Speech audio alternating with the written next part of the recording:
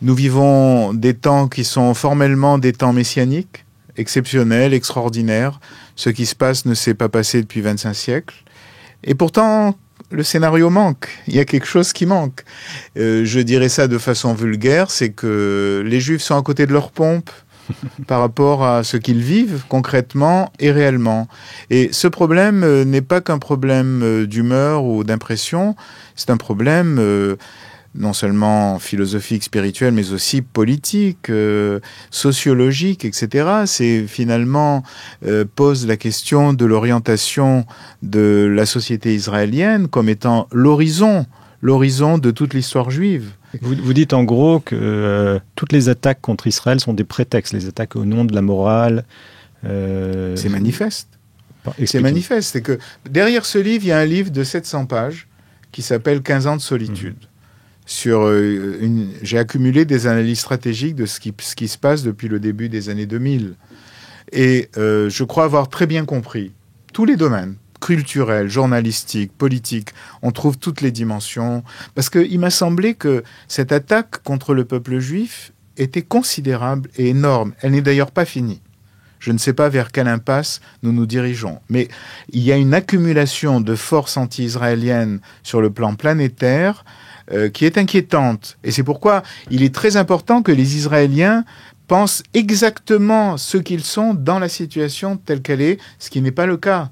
Toujours, parce que j'ai le sentiment que certains hommes politiques israéliens ou certains observateurs vivent à Los Angeles et pas à Tel Aviv ou à Jérusalem. Alors pourquoi, lorsqu'on parle de peuple palestinien, de deux États pour deux peuples, ça vous semble être un prétexte? Pourquoi est-ce que vous n'accordez pas de crédit à ces positions? Ah non, certainement pas. De toute façon, sur la question de la reconnaissance, déjà, il y a une méprise.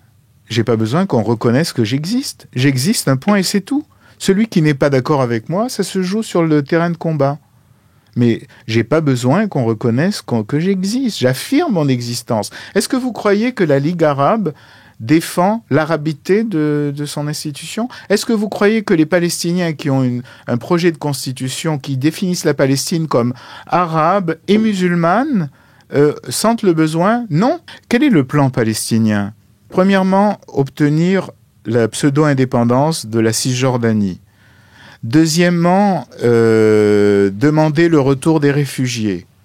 Troisièmement, provoquer l'éruption des Arabes israéliens, ce qu'ils ont déjà fait quand ils ont cru que les révoltes sur le mont du Temple donnaient le signal de quelque chose de ce type-là. Et donc là, je crois qu'il y a eu une erreur d'appréciation du leadership arabe d'Israël. Ils ont été trop vite.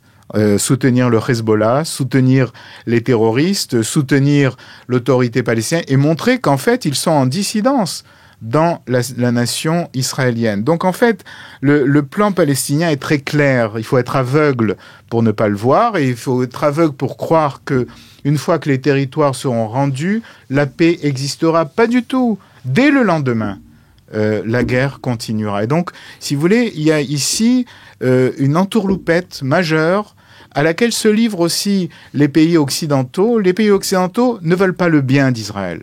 Si j'ai examiné dans ce livre les différents plans, mais les différents plans depuis 50 ans, visaient à créer un Israël invivable, impossible, sur le plan territorial, sur le plan de la cohérence interne, etc. C'est des plans qui ne veulent pas la continuité de l'État d'Israël, ou alors ils veulent une continuité d'un État humanitaire, d'un État refuge. En fait, la question palestinienne, comme vous l'avez dit, pourquoi est-ce un prétexte? Parce qu'en fait, quand on analyse bien la réalité de ce conflit, qui est objectivement un conflit ridicule, il y a 5 ou 6 millions de personnes de chaque côté, un territoire exigu insignifiant, pourquoi est-ce que c'est un problème planétaire? Mais justement, c'est l'Israël éternel qui est en jeu là-dedans. Parce qu'en fait, appelez l'Israël éternel? Mais oui, parce qu'en fait, ce qui turlupine la conscience profonde de l'identité de l'Occident et de l'identité de l'Orient, c'est le sentiment que la résurgence d'Israël et du Keter Malchut, de la souveraineté, est un tremblement de terre pour leur propre identité. Or, la propre identité de l'Occident comme de l'Orient est religieuse. c'est le christianisme et l'islam. Et ces deux identités se sont construites sur l'hypothèse et l'affirmation que l'histoire d'Israël était finie et qu'ils en étaient la continuité. Si jamais Israël revenait dans ses habits du roi David, c'est un cauchemar. S'il revient dans les habits rayés des rescapés d'Auschwitz, ok, c'est de notre faute, on les supporte, etc.